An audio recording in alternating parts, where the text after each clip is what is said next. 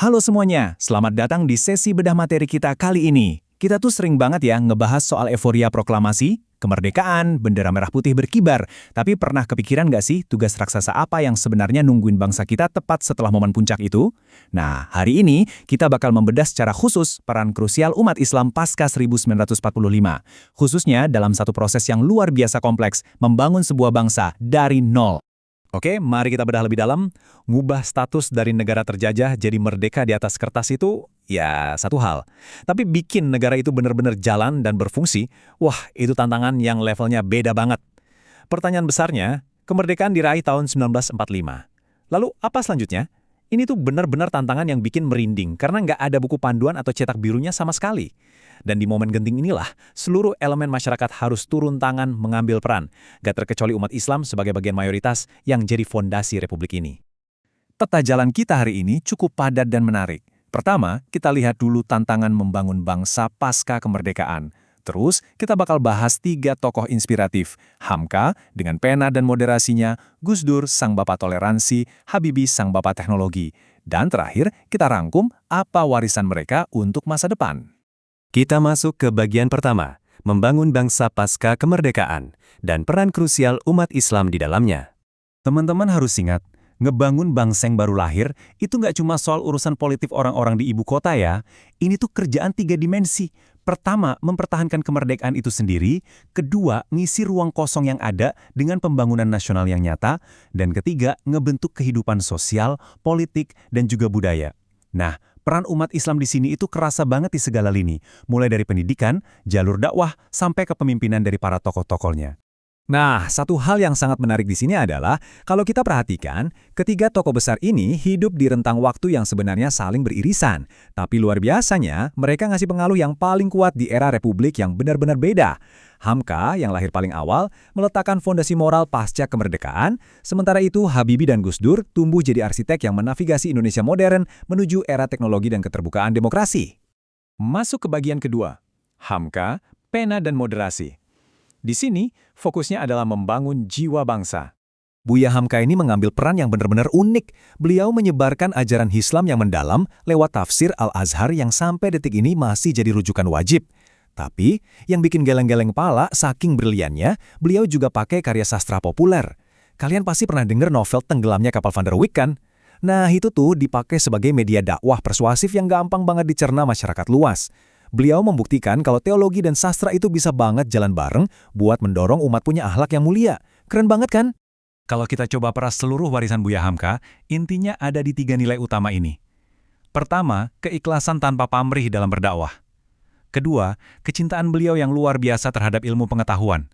Dan yang ketiga, ini mungkin yang paling esensial buat negara kita yang super majemuk, beliau konsisten banget mendorong moderasi dalam beragama. Sebuah sikap tengah yang, absolut dibutuhkan buat jaga keharmonisan bangsa kita.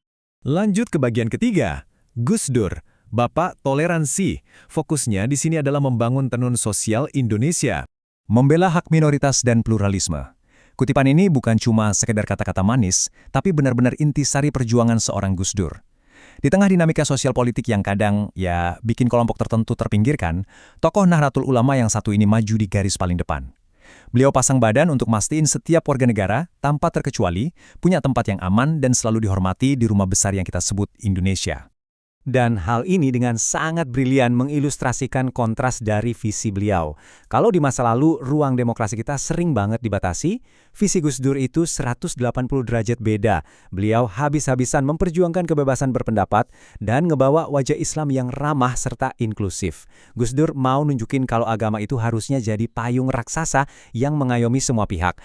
Gus Dur mewariskan nilai yang rasanya bakal terus relevan sampai kapanpun.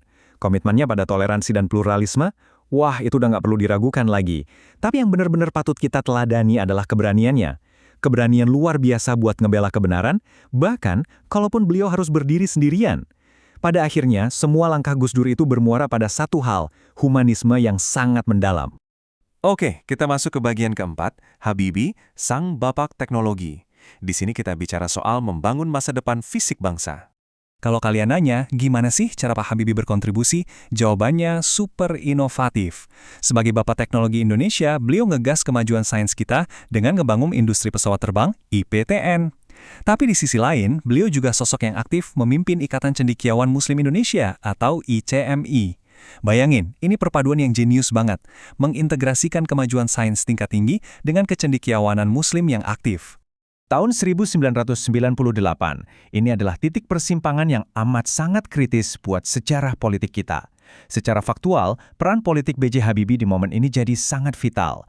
Beliaulah yang pegang kemudi memimpin masa transisi reformasi antara tahun 98 sampai 99, mastiin negara kita tetap stabil dan gak oleng di tengah gelombang perubahan yang masif. Keteladanan dari sosok Pak Habibie ini berhasil matahin banyak banget mitos. Beliau ngebuktiin kalau kecerdasan super brilian dan etos kerja kelas dunia itu bisa banget loh jalan beriringan sama cinta tanah air. Lebih dari itu, integritas profesionalnya nggak pernah lepas dari nilai religiusitas. Jadi ilmuwan top dunia itu bukan berarti kita harus ninggalin identitas dan keimanan. Sama sekali enggak. Bagian kelima, yang terakhir, warisan untuk masa depan. Kita akan zoom out sedikit untuk lihat kontribusi umat secara lebih luas. Jadi, poin krusialnya begini. Ngebangun bangsa itu butuh talenta hebat di segala lini. Gak bisa cuma ngandalin satu bidang aja. Di sektor pendidikan, kita punya ribuan pesantren dan perguruan tinggi. Di ranah politik, lewat partisipasi aktif ngebangun pemerintahan dan demokrasi kita. Di ranah sosial, ada pergerakan zakat dan dakwah buat ngemperdayain masyarakat. Serta di ranah budaya, perannya adalah menjaga nilai-nilai Islam supaya terus mewarnai bangsa ini dengan energi positif. Intinya, kontribusi nyata itu butuh banget keberagaman keahlian dari kita semua di seluruh sektor kehidupan. Dari panjang lebarnya perjalanan sejarah yang kita bahas tadi, ada 3 hikmah besar yang bisa kita ambil. Pertama, kita tuh dituntut buat selalu proaktif berkontribusi ngebangun bangsa. Kedua, ilmu pengetahuan modern dan iman spiritual itu wajib seimbang, nggak boleh timpang. Dan yang ketiga, ngejaga toleransi dan persatuan itu kunci mutlak. Serius, ini krusial banget supaya bangsa kita tetap utuh dan kuat di tengah keberagaman, persis kayak puluhan tahun lalu. Kita udah nyusuri perjalanan yang luar biasa banget ya, dari masa-masa awal kemerdekaan sampai ke era modern. Nah, sekarang pertanyaannya buat kalian. Berkaca dari keteladanan para pendahulu kita, apa sih hikmah terbesar yang secara pribadi bakal kalian ambil buat masa depan bangsa ini? Coba direnungkan ya, teruslah belajar, tetap kritis, dan temukan di mana peran kalian. Terima kasih udah nemenin sesi bedah materi kali ini, sampai jumpa dan teruslah berkontribusi.